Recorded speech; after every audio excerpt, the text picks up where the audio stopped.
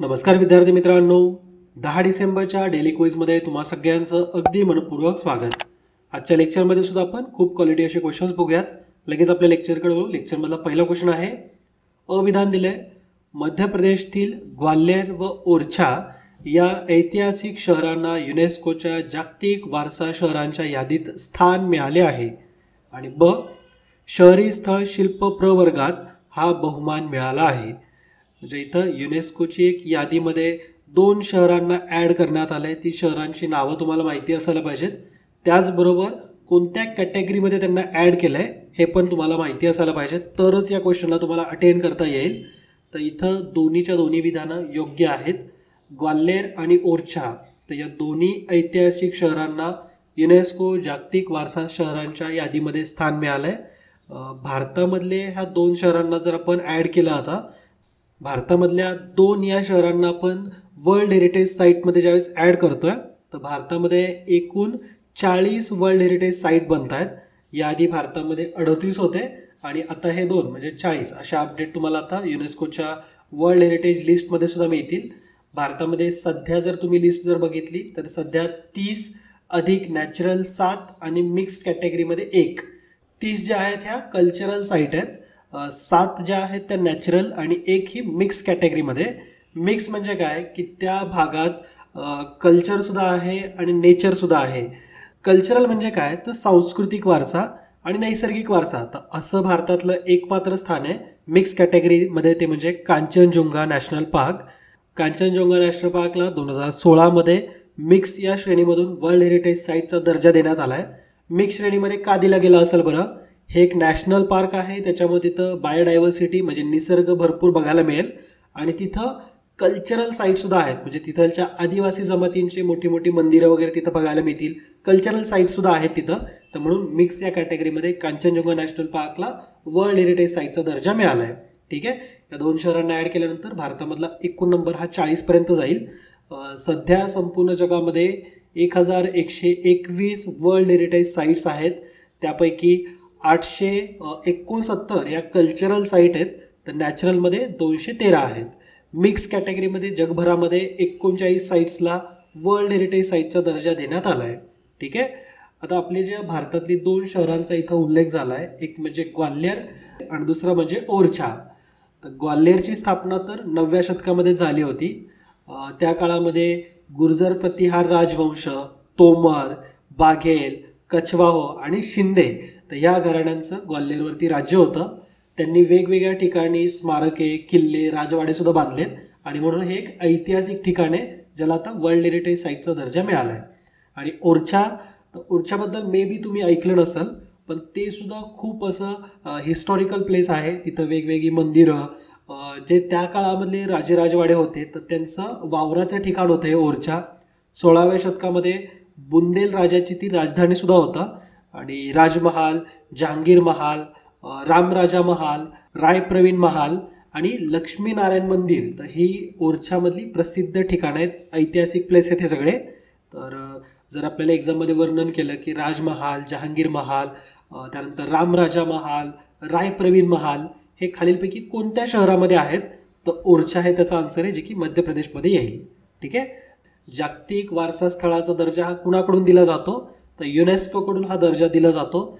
युनेस्कोचं head office हे पॅरिसमध्ये आहे आणि अशा ठिकाणांना जिथं सांस्कृतिक आणि भौगोलिकदृष्ट्या प्रतिष्ठा किंवा महत्त्व आहे अशा ठिकाणांना, अशा एखाद्या स्थानाला वर्ल्ड हेरिटेज साईटचा दर्जा हा युनेस्कोकडून दिला जातो।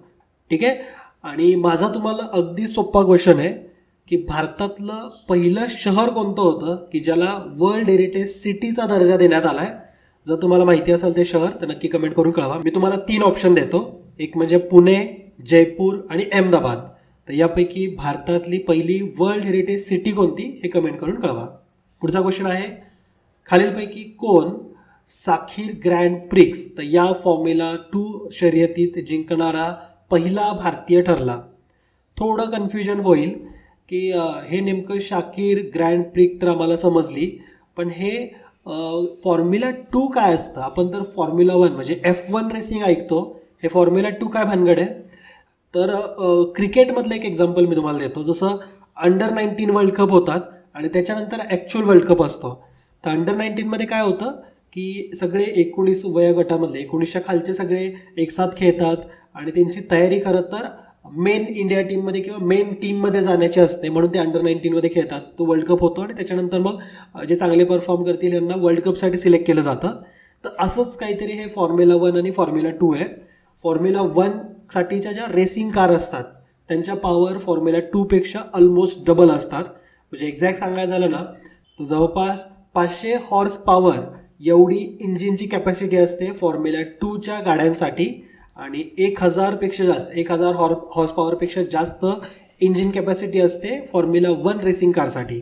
ठीक आहे. तर F1 आणि F2 मधला हा छोटासा फरक आहे, लक्षात ठेवू शकता. आता ही जी फॉर्म्युला 2 रेस झाली ना शाकीर ग्रँड प्रिक्स, तर याच्यामध्ये असं पहिल्यांदाच एक भारतीय जिंकलेला आहे, भारतीय रेसर जिंकला आहे.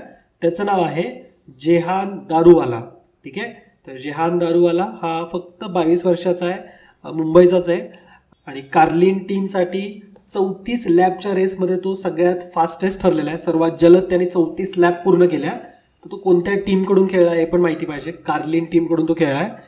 आणि इथे एक वैशिष्ट्यसुद्धा आहे की या शाकीर ग्रँड प्रिकमध्ये 34 लॅप पूर्ण करण्यात दुसरा क्रमांक ज्याचा आला आहे तर तो सुद्धा कार्लिन टीमचाच खेळाडू आहे. कार्लिन टीमचा युकी सुनोदा, तर हा दुसऱ्या क्रमांकावरती ठरला. आता हे कसं असतं माहिती का, 34 लॅप पूर्ण करायचे असतात, जो सगळ्यात फास्ट करेल तो जिंकला. तर दुसरा क्रमांक ज्याचा आला आहे तो जेहानपेक्षा फक्त 3.561 सेकंदांनी हरला आहे.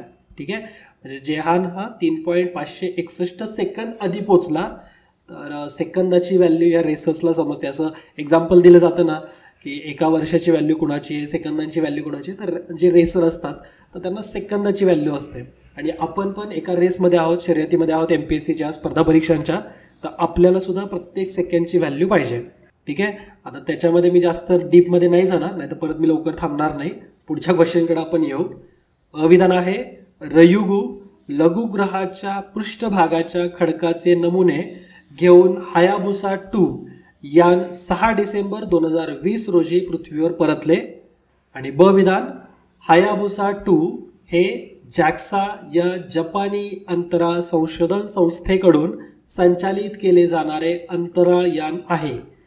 तर रिसेंटली हे चर्चेमध्ये आलं होतं ना की एका लघुग्रहाच्या पृष्ठभागाखालच्या खडकाचे नमुने हे हायाबुसा 2 6 डिसेंबर 2020 रोजी पृथ्वीवरती घेऊन परतलं होतं. तर त्या संदर्भातच इथं क्वेश्चन विचारला आहे. इथं दोन्ही विधानं आपली योग्य आहेत. त्या लघुग्रहाचं नाव तुम्ही लक्षात ठेवा. लघुग्रहाचं नाव हे रयुगू असं आहे. ठीक आहे. तर रयुगू हे या लघुग्रहाच्या पृष्ठभागाच्या खालच्या खडकाचे नमुने हे हायाबुसा 2 हे पृथ्वीवरती घेऊन परतलं आहे. आणि हायाबुसा 2 हे जॅक्सा या जपानी अंतराळ संशोधन संस्थेकडून चालवलं जातं. ठीक आहे. हे एक अंतराळ यान आहे ज्याचं नाव आहे हायाबुसा 2. ओके. आता या जॅक्साचा लॉंग फॉर्म सुद्धा लक्षात ठेवू शकता. Japan aerospace exploration agency. ही जपानची एक अंतराळ संशोधन संस्था आहे, जशी भारताची इस्रो जशी आहे त्याच प्रकारचे जपानची जॅक्सा. ठीक आहे. आणि 3 डिसेंबर 2014ला हायाबुसा 2 हे अंतराळामध्ये पाठवलं होतं. म्हणजे ऑलमोस्ट 6 वर्षांनंतर ते पृथ्वीवरती परतले. 6 डिसेंबर 2020ला परतलं, 3 डिसेंबर 2014ला पाठवलं होतं. ठीक आहे.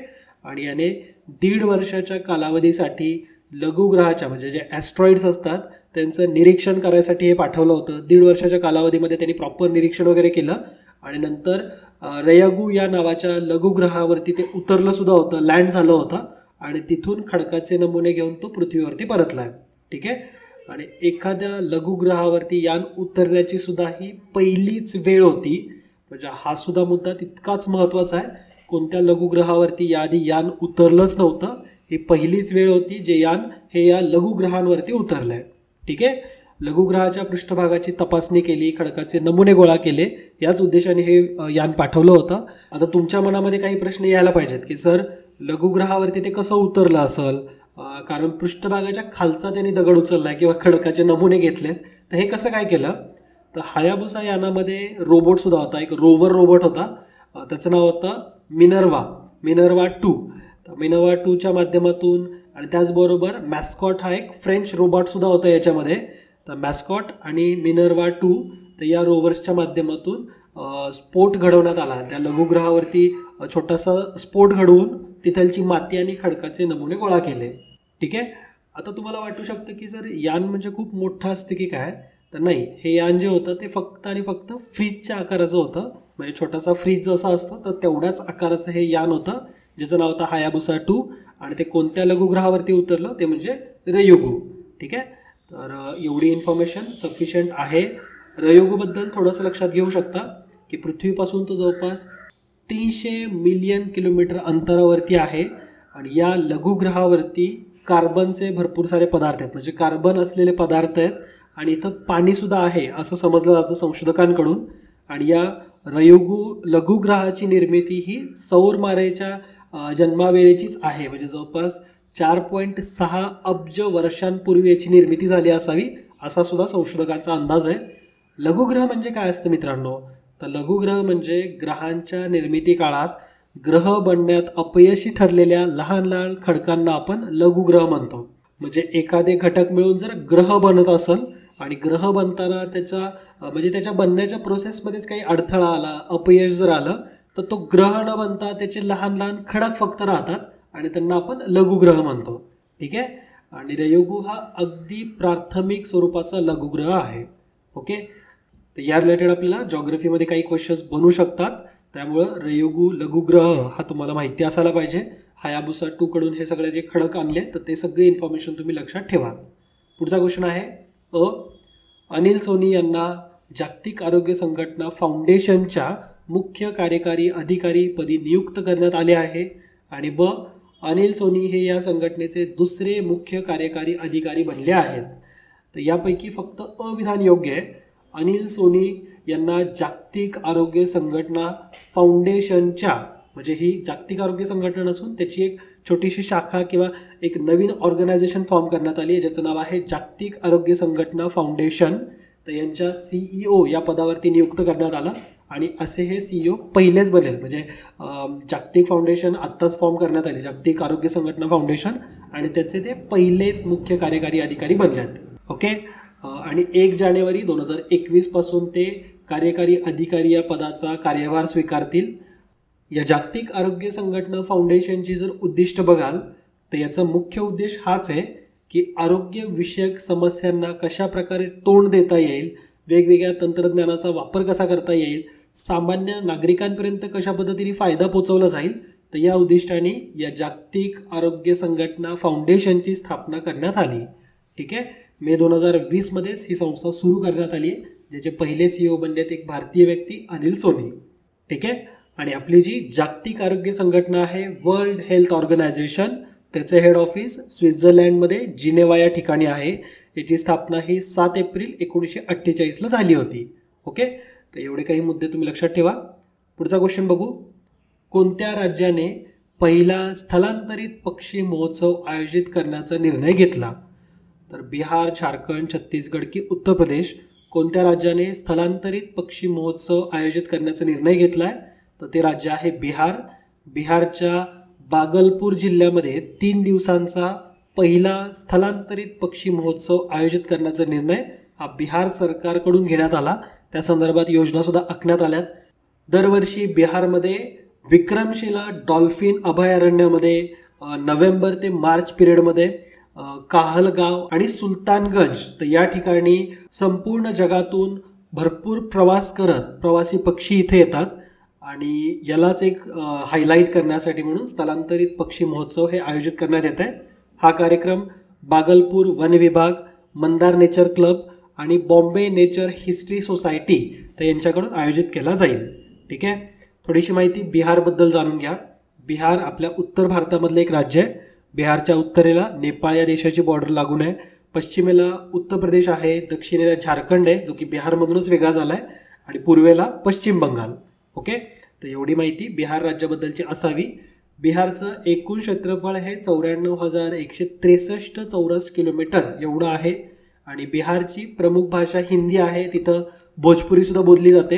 आता भोजपुरी ही बिहारची बोलीभाषा म्हणून आपण जरी ओळखत असलो तरी भोजपूर नावाचा बिहारमध्ये एक जिल्हा आहे आणि त्या जिल्ह्यामध्ये भोजपुरी प्रामुख्याने बोलली जाते. तर भोजपुरी हे नाव कुठून आले? तर भोजपूर जिल्ह्यामध्ये जी भाषा बोलली जाते तिला आपण भोजपुरी म्हणतोय. ठीक आहे, तर एवढी माहिती बिहारबद्दल सुद्धा असावी. पुढचा क्वेश्चन आहे, कोणत्या देशाने कोविड-19 महामारीला प्रतिसाद देण्यासाठी लक्षाधीश कर म्हणजे मिलेनियर टॅक्स कायदा मंजूर केला? तर असा कुठला देश आहे का की ज्याने असा मिलेनियर टॅक्स लावला? म्हणजे मिलेनियर टॅक्स म्हणजे काय की जे श्रीमंत लोक आहेत त्यांच्यावरती कोविड-19 महामारीला प्रतिसाद देण्यासाठी म्हणून एक्स्ट्रा कर आकारला जाईल, तर तो देश आहे अर्जेंटिना. अर्जेंटिना रिसेंटली बऱ्याचशा चर्चेमध्ये आहे. अर्जेंटिनामधले रिसेंटली एक फुटबॉल प्लेअर यांचं निधन झालं. फुटबॉल खेळामधलं अतिशय प्रसिद्ध नाव डिएगो मॅराडोना, त्यांचं नुकतंच निधन झालं, तर ते अर्जेंटिनाचेच होते. लिओनेल मेसीसुद्धा अर्जेंटिनाचाच आहे. तर अर्जेंटिना रिसेंटली सुद्धा चर्चेमध्ये आहे. अशा प्रकारचा टॅक्ससुद्धा ते मिलेनियर टॅक्स नावाने आता श्रीमंत लोकांवरती लावणार आहे. जवळपास त्यांच्या देशामधल्या 12,000 श्रीमंत लोकांना हा कर लागू होणार आहे आणि ज्याचा वापर हा आता सध्या कोविड-19मुळे जी आर्थिक परिस्थिती झाली आहे किंवा आणि ज्या सेवा सुविधा पुरवण्यासाठी जे पैसे लागतील, जे इकॉनॉमीला बळ लागणार आहे, तर ते देण्यासाठी मिलेनियर टॅक्सला आता तिथलच्या मंत्रिमंडळाने मंजुरीसुद्धा दिली आहे. सामाजिक विकास, आरोग्य, नैसर्गिक वायू उपक्रम आणि विद्यार्थी शिष्यवृत्तींसाठी म्हणून हा वित्तपुरवठा केला जाईल, जो की 12,000 श्रीमंत लोकांकडून करच्या स्वरूपामध्ये घेतला जाईल. ठीक आहे, आता हा अर्जेंटिना नेमका कुठं आहे? तर दक्षिण अमेरिकेमधला हा एक देश आहे. क्षेत्रफळाच्या दृष्टीने जवळपास त्याचं क्षेत्रफळ 28 लाख चौरस किलोमीटर एवढं त्याचं क्षेत्रफळ आहे आणि इथलची लोकसंख्या जवळपास 2018चीच लोकसंख्या आहे, 4.85 कोटी एवढी लोकसंख्या आहे. अर्जेंटिनाची जी कॅपिटल आहे म्हणजे राजधानी जी आहे ती म्हणजे ब्युएनॉस एरिस आणि अर्जेंटिनाची करन्सी ती म्हणजे अर्जेंटिना पेसो. ठीक आहे, पेसो ही करन्सी आहे तिथलची. अर्जेंटिना हे 1816मध्ये फाउंड करण्यात आलं, स्थापन करण्यात आलं. तिथलची ऑफिशियल लँग्वेज ही स्पॅनिशच आहे. तो दक्षिण अमेरिकेतला जरी देश असला तरी तिथं स्पॅनिश ही त्यांची राष्ट्रीय भाषा म्हणून वापरली जाते, बोलीभाषा आहे. जगातला तो 8वा सगळ्यात मोठा देश आहे क्षेत्रफळाच्या दृष्टीने आणि दक्षिण अमेरिकेमधला दुसरा मोठा देश आहे. ठीक आहे, इथं ख्रिश्चन मेजॉरिटी आहे, स्पॅनिश आणि इटालियनसुद्धा बोलली जाते. अर्जेंटिनाच्या उत्तरेला पेराग्वे आहे, बोलिव्हिया आहे, ईशान्येला ब्राझील आणि उरुग्वे, पश्चिमेला चिली आहे, पूर्वेला आणि दक्षिणेला अटलांटिक महासागर आणि अर्जेंटिनामध्ये 2 प्रमुख नद्या आहेत. एकाचं नाव आहे पॅराग्वे आणि दुसऱ्याचं नाव आहे उरुग्वे. तर या 2 प्रमुख नद्या आहेत अर्जेंटिनामधल्या, पॅराग्वे आणि उरुग्वे. ही देशांची सुद्धा नावं आहेत, तर नद्यांची सुद्धा नावं आहेत, हे तुम्हाला माहिती असायला पाहिजे. ठीक आहे, आणि अर्जेंटिनामध्ये कोळसा, शिसे, तांबे, जस्त, सोने, चांदी, निकेल, गंधक त्याचे मोठे साठे आहेत. तर एवढी information geographical point of view सुद्धा तुम्हाला माहिती असावी. ओके, पुढचा क्वेश्चन बघू.